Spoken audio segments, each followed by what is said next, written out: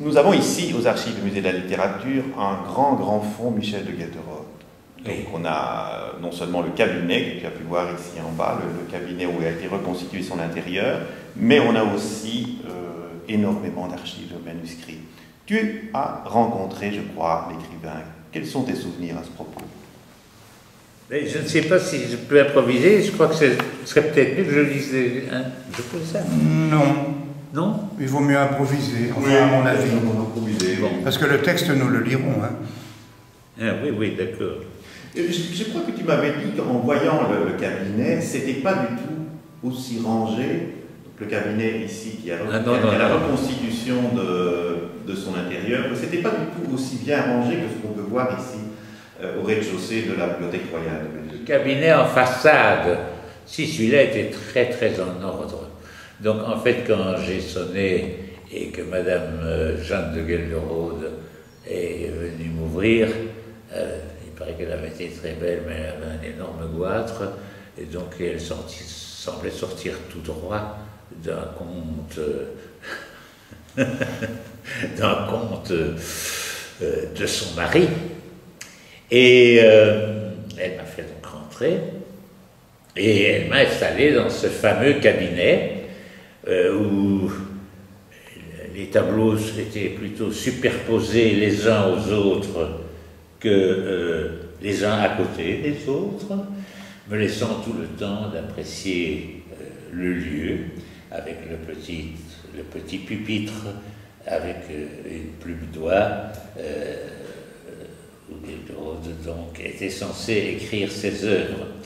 Il n'avait pas écrit là-bas puisqu'il a tout écrit, comme il me l'a dit d'ailleurs dans cette interview, tout est écrit sur le papier de l'administration communale d'Escarbec, dont preuve à l'appui. Et il retournait les textes et on voyait administration communale d'Escarbec.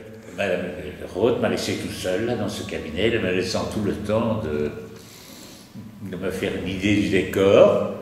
Et au bout d'un certain temps, j'ai entendu des borborigmes. Et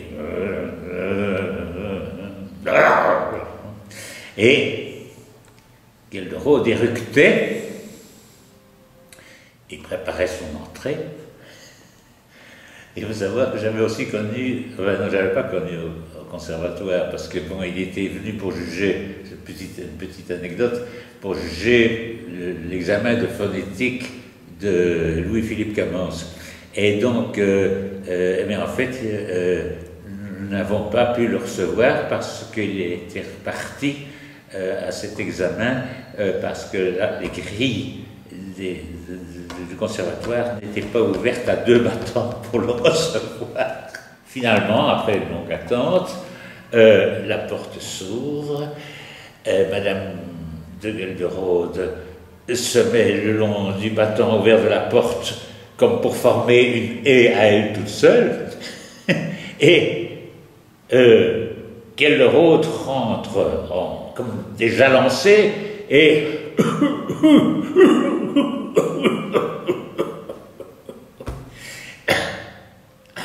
alors il s'installe derrière son pupitre et il dit cher monsieur, pardonnez-moi de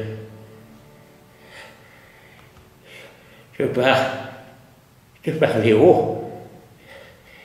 Et je vous demanderai de parler haut, et aussi parce que je suis aussi sourd.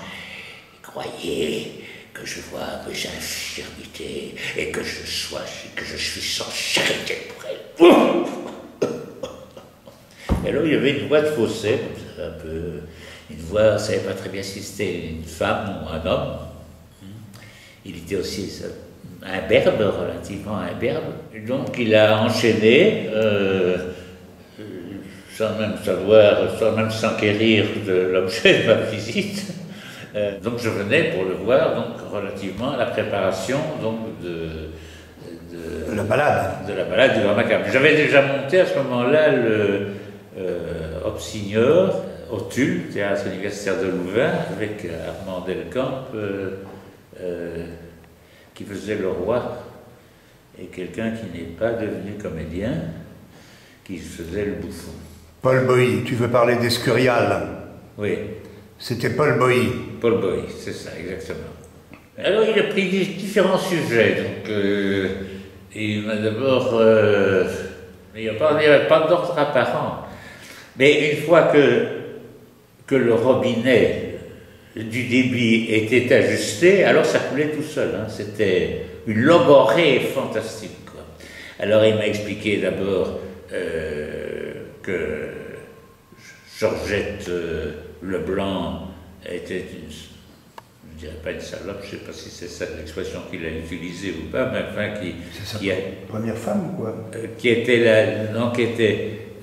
la femme de Maurice Paternac, avait fait un travail de destruction dans l'œuvre de Maeterlinck, et puis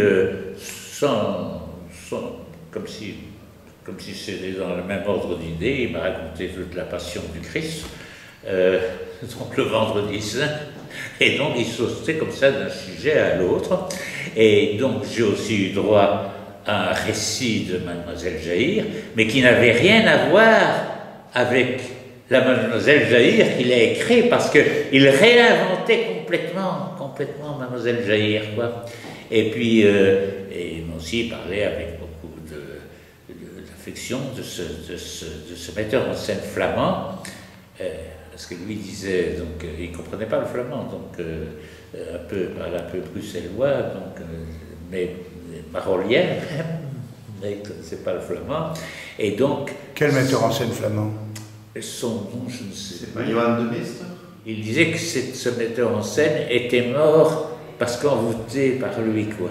Donc, c'est ça. Donc, il faisait des problèmes de conscience par rapport... Ah non, c'est peut-être un autre. Qui est mort très jeune, effectivement. Qui a d'abord joué beaucoup de ces... Et qui a monté la sortie de l'acteur. Il m'a aussi raconté forcément la sortie de l'acteur avec cet acteur-là. Et il m'a parlé à ce sujet de Jean XXIII, parce que il y avait alors un certain pape, Roncalli, et ce pape, cet archevêque, qui est maintenant pape, avait déclaré que mon œuvre était amorale, alors que toute œuvre d'art est morale. Et voilà, les déclarations se succédaient les unes aux autres. Et il faut dire que quand il est rentré, et il faut dire comment il était habillé aussi, il était en pyjama, avec une veste de velours au-dessus, la rosette d'officier de la Légion d'honneur, et en pantoufles, donc. Hein. J'essaie de me souvenir des différentes péripéties de cette interview qu'il menait, donc tout seul, en fait. Hein. Donc moi, je goûtais, et je buvais forcément ses paroles. Et tu ne buvais pas du thé? Jeanne n'avait pas apporté du thé? Non, Jeanne n'avait pas apporté de thé. Non. Il faut dire, je crois qu'ils étaient très pauvres, hein, parce que je suis retourné... C'est vrai? Après la mort de Gelderode, je suis retourné. D'abord, Jeanne, elle s'était inscrite comme abonnée scolaire du Théâtre de l'Alliance, donc elle venait voir en tant que digne veuve du grand homme disparu, elle venait assister donc, à toutes les représentations du Théâtre de l'Alliance au 140. Et ils étaient assez pauvres? Ah, oui, je crois dans un grand dénuement. Donc quand je suis retourné, donc, c'était un minable appartement, à part la pièce d'entrée, c'était un appartement comme il y en avait à l'époque, avec une pièce intermédiaire aveugle, qui était leur chambre à coucher, là où faisaient ses borborigmes, et puis derrière, une cuisine et une petite cour. Et moi, après, j'étais lire les inédits de Gelderode, auprès de Madame Gelderode, dans cette petite cour, tandis qu'elle épluchait ses pommes de terre, quoi, etc. Donc, mais c'était un intérieur minable, hein. Donc, à part la première pièce d'entrée, la pièce d'apparat Voilà. Il a parlé aussi avec beaucoup de complaisance de ses biographes américains, parce qu'effectivement, il y a plusieurs thèses qui sont parues sur lui aux États-Unis, etc. Il m'a aussi raconté, si j'ai bonne mémoire, que donc une troupe suédoise était venue, et c'était après la représentation enquis de son avis sur la qualité du spectacle et s'ils étaient bien dans la tradition. Et il a répondu: en Belgique.